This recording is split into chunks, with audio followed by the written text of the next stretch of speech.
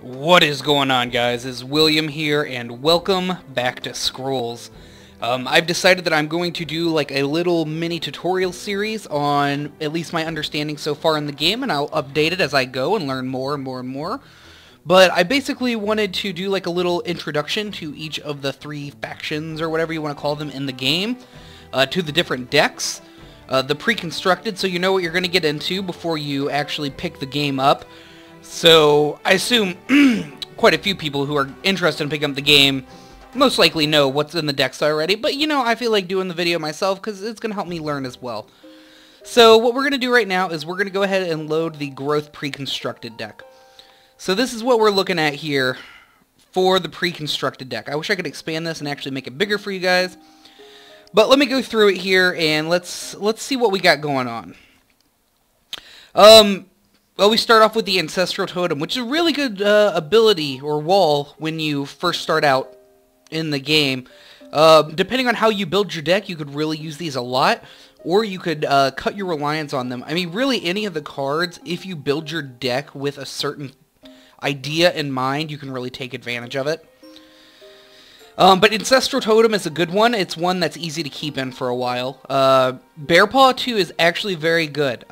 It doesn't exactly say it. It says enchanted units countdown increases by 1, but that doesn't mean that it's permanent countdown. It means just that one time it increases by 1, and it gets a +2/+2, which is also really, really nice.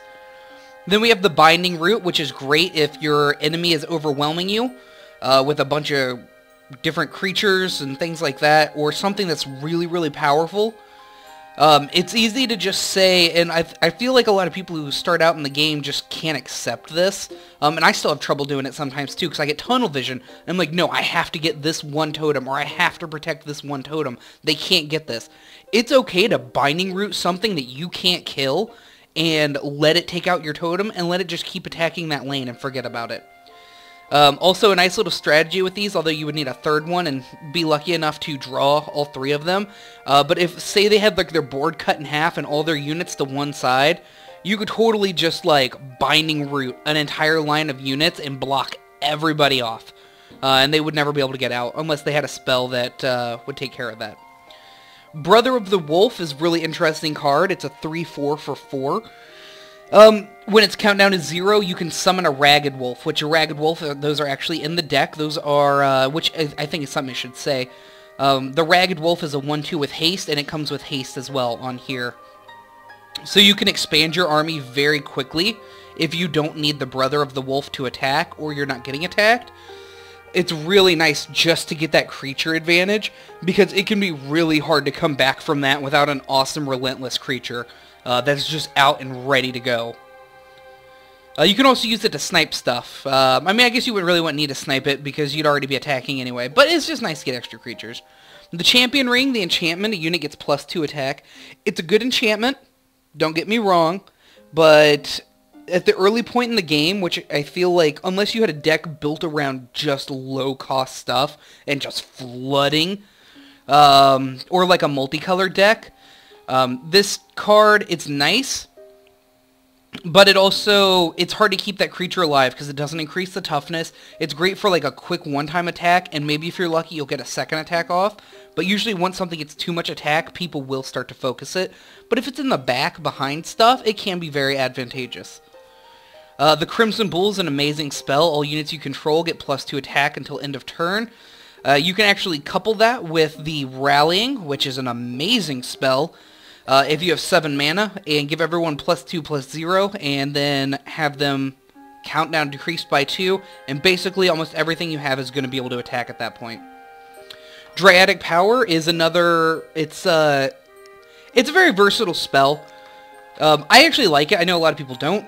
1 health, or 1 attack and 3 health, and then its move is decreased by 1, so it can't move anywhere anymore. So basically you can use that to buff your creatures in a lane that you have to defend, or onto, like, you know, your creature onto the front row that's like blocking for you if you don't have a wall up. You can pop that on there and it makes them much, much, much harder to kill, but they're never going to be able to move again. But if you're really vying for a certain area, that can be very advantageous, or you can use it as a pseudo removal and place it on an enemy creature if you just don't want them moving anymore and they're in a lane that doesn't have a totem. It works really well with that.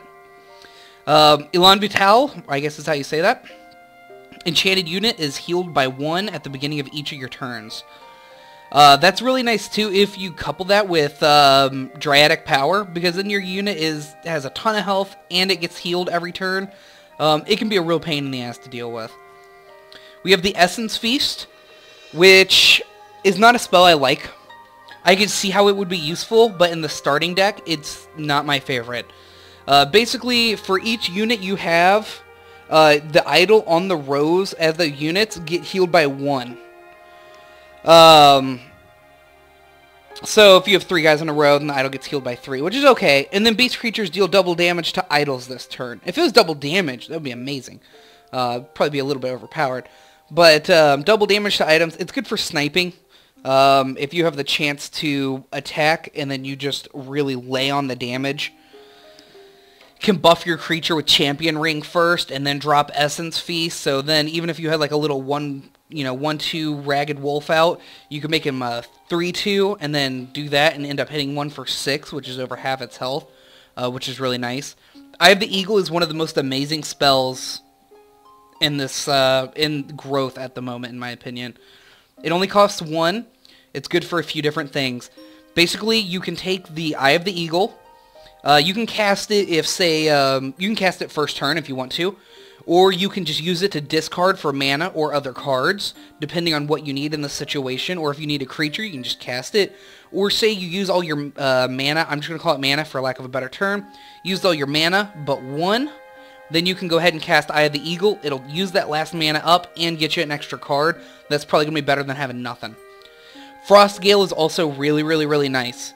I prefer it when it's coupled with another Frostgale and a couple of different cards, which is what I'm using in my deck, but by itself, it can be really nice if someone starts flooding with a bunch of like little 1 defense creatures all over the map, or even if they have something with 1 defense in the back that you can't get to. Sometimes it can be good to take a damage to, you know, all your units, a single damage, to kill something that's a very high value target. So Frostgale is really great, and it's good for, in its current state, even if you got both of them, it's not exactly a board clearing move, but it has a lot of utility to it. Frostbeard is an okay creature. He's good if you keep him in the back and they don't have things to just straight up destroy something with 1 health, because it's easy to do. He becomes a high priority target because he has 6 damage, but if you can get him out and leave him there until the next turn and then rally, then you have a really hard hitter that can do quite a bit of damage. Great Wolf is an amazing creature. Say you got your Brother of the Wolf out and you're spawning a bunch of wolves everywhere. Everyone that you spawn, Great Wolf gets an extra attack. That's amazing, and it's relentless, so it's just going to tear through unit after unit after unit. And 5 defense is not bad. Heal target unit by 3 health. That's okay. It's not my favorite spell. I don't think I've actually ever even used it, but in certain situations it is very useful. The Ilthorn Wall has Spiky 1, which basically anytime something hits it, it takes 1 damage. It's great for stopping low creatures, or you can use it strategically when something needs 1 damage. And I mean, it's a wall, a 3 health wall for 2, and it does something extra, which is really cool. We got the Vitriol Aura. When an enchanted unit is attacked, the attacker becomes poisoned for 3 rounds. I'm not 100% certain, because I haven't used these in a while, if these actually work on walls. If they do, it's hugely advantageous. Anytime you can poison an enemy unit where they just slowly tick away health is really, really nice. It can make them think twice about attacking something that they really want dead, or sometimes they just have to lose their unit to kill something that's of high value. So that's a really nice thing. The Thorn Seed is another enchantment. It's kind of interesting. Basically, if something, you put it on a unit, if the unit dies, then it summons an Thorn wall in its place, this right here. So you get an extra little wall. Junkyard, something else that I don't prefer in the deck, because what it really takes advantage of is rats. As of right now, unless I'm mistaken, this is the only rat card in growth. Completely. It's a 1/1 rat for 1, and that's it. Now, maybe in the future, when they start adding new cards, if they have a bunch of different rats, these could be really, really, really awesome, because I'm a sucker for theme decks in card games. Like, I want an all-wolf deck, but there's just not enough wolves to really make that feasible. But I want an all-wolf deck. I want an all-rat deck. I would totally play a rat deck. That'd be awesome. It'd be like Rat Trap from Transformers. The Junkyard, though, it's a wall. Rat creatures you control get +1 health while the Junkyard is in play. You do not start with any rat creatures, so it's just a wall for 1, which, I mean, it has its uses. Walls really have good uses, especially when you're first starting out. You can cut them later, but sometimes they can be really, really nice to have. Kinfolk Brave. Whenever you pop this out, if you're playing against someone who has played this game before, they will know that Kinfolk Brave needs to die. There's not that many cards that attack every single turn, no matter what. Kinfolk Brave is one of them, and it's only a 2/2, but good lord, 2 damage, 2 damage, 2 damage, 2 damage. It adds up so fast. And especially if you toss other things on it. Like, sometimes I'll put it at the back of an important row that I know if I'm going to leave the row, basically, I'll leave, like, 1 creature in front of the Kinfolk Brave to block, maybe a Ragged Wolf, just in case something doesn't have Relentless, so the Ragged Wolf will take all the damage. Then I'll toss a ridiculous amount of stuff on the Kinfolk Brave, so they have to deal with it. I'll put on, like, Champion Rings, I'll put on Dryadic Power, and Bear Paws, which will make him not attack for 1 of his turns. Totally worth it, though, to have something super powerful that attacks over and over and over again. It's almost impossible to stand up to. Then we have the Kinfolk Yarrow. He's the big, beefy guy of the deck. He's relentless. He takes a little bit of positioning. He's better not on the edges of the board. He's better in the middle areas, and then surrounded by creatures. He's good to get out when you have a good standing army already. It's hard to play him by himself and have someone be worried about him. However, he does only have a 2 cooldown, whereas like Energy, they have a big stompy 7/7 guy. He has a 3-turn cooldown. So this has a lot of advantages to it, especially if you have a bunch of small creatures out or a bunch of mana and you draw a bunch of small creatures. Pop them all around him. It really works well. Then we have the Kinfolk Veteran. The Kinfolk Veteran is a great card. I use the word sniping a lot, but sniping is really important.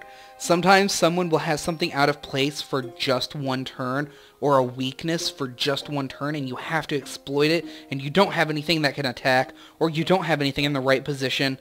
That's where cards like this come into play. It's a 3/4 with haste, so it attacks the turn it comes out, and it comes out for 5. It is a super useful and versatile card. It's great. Mangy Wolf is also a great card, especially when you have a lot of wolves. Because all wolves pretty much, I think all the wolves that are out right now have a 2-turn cooldown. When Mangy Wolf comes into play, all the cooldowns of other wolves are reduced by 1, which can cause you to do a very large attack that someone wouldn't be expecting without using something like Rallying. Nutrition is not my favorite spell. I don't feel like it's worth the cost for what you get out of it. In my honest recommendation, unless you have a specific plan for nutrition that's going to win you the game, I wouldn't use it. I would discard it for other cards, or I would discard it for growth energy, or growth mana, whatever. Just because you sacrifice a target unit you control and add that unit's cost to your current resources. So you're not going to want to sacrifice something big. There's very few situations where you have, a 3/4 Brother of the Wolf and you're like, you know what, I can get rid of that. I want my mana back. And then you just kill it and it's just gone. I mean, maybe if you had like the Frostbeard out and you attacked and you didn't think he was going to get to attack again, you just sacked him. That may not be bad. But again, he has, advantages by getting killed in battle because everyone gets +2 attack until the end of turn, which means your next turn, everyone has +2 attack just because he died. So the nutrition spell is not my favorite. I recommend just not using it unless it's really going to do something for you. Also, it's good to know that it doesn't take you above your maximum mana. If it took you above your maximum mana, that would be awesome. It would be an incredibly, incredibly good card. It will refill your mana, is what it's basically doing. So if you use all your mana and then you need more, you can sacrifice a creature to get it. It's not worth it in my opinion.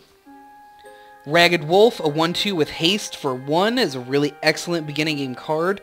It's great when someone tosses down something. Again, that's a 1/1. It needs to die. It's out of the way. Just toss this down. It's dead. Move on with your life. It's a really, really nice card.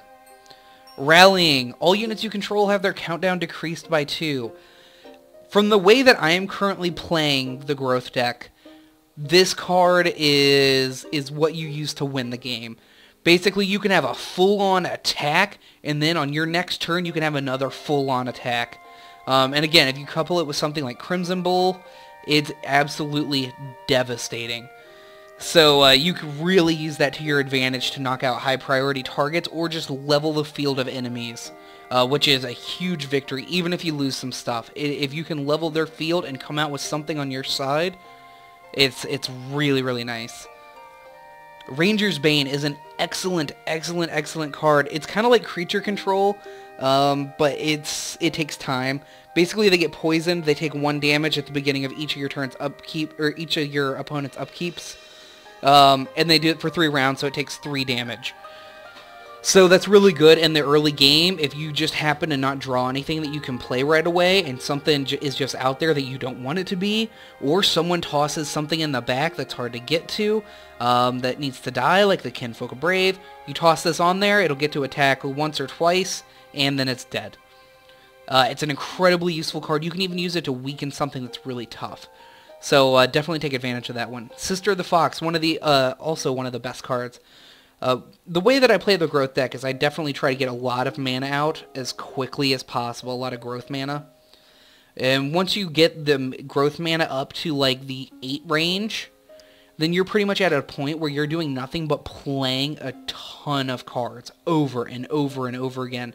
And if you have a good advantage, get more mana. Don't even think about it. Don't keep just tossing stuff out. The more mana you get, the bigger advantage you're going to be at. But don't do it to the point where you get behind. But if you have enough mana where you can cast ridiculous things, where you can toss down something really powerful and then follow it up with a rallying, it's a huge coup. But as Sister of the Fox, it's a 2, costs 2 to bring out, it's 1/1. When it comes into play, you get to draw a card. So you can sack this for energy, or for growth energy, growth mana, whatever. You can sack this for getting 2 extra cards if you need those, or if you just want to put something extra out on the field to buff your Kinfolk Yarrow, or just because you need something out on the field, you can play it and still get a card out of it. So it's really great when you're trying to build up your growth, and it makes you so you're not that weak out on the field because you still have creatures, but you're still keeping enough cards in your hand that you can sacrifice in the future to get more growth. Vader of the Wild. Protect this little guy. He is awesome. If you pulled both Vaders of the Wild in your first hand, and a Sister of the Fox or something like that, or really anything, on your first turn, you could end the turn with 2 growth. You don't get that growth until the second turn, but you have the cap. Then on your next turn, you can get all the way up to 4. So by your third turn, you can have 5 growth, and on your third turn, you can start dropping big things like the Kinfolk Veteran, and other things like that that really make a huge difference. By your 5th turn, you can have a Kinfolk Yarrow out, and that's great. And finally here, the Vitality Well. It says totem, but I basically use it as a wall. I use most things as a wall. It's something that's cool to keep in the back, you know, and defend with, but it's not that often that once every 3 turns, 1 health to all your units is going to make a difference. What it does have is haste. So you drop it, you heal everything on your board, and then just use it as a wall. Because odds are it's not going to make a difference in the future. Just let it take a hit, and you're good. Especially if you're going to use something like Frost Gale and you damage all your creatures by 1, toss down a Vitality Well afterwards. It's like it never happened, and the entire enemy team is just that much weaker. So it's a very good spell. Basically, that's the pre-constructed deck. What you're looking for in a strategy is you're going to want to field some monsters early. The Ragged Wolf, Sister of the Fox, Vader of the Wild. You're going to want to control the enemy with your Ranger's Bane. If there's something big that you can't handle, Binding Root it in place. If you need walls, toss them down, block your creatures, keep them alive for as long as possible, do as much damage as possible. If you get the edge in creatures early and they're having trouble keeping stuff out, you've pretty much won the game.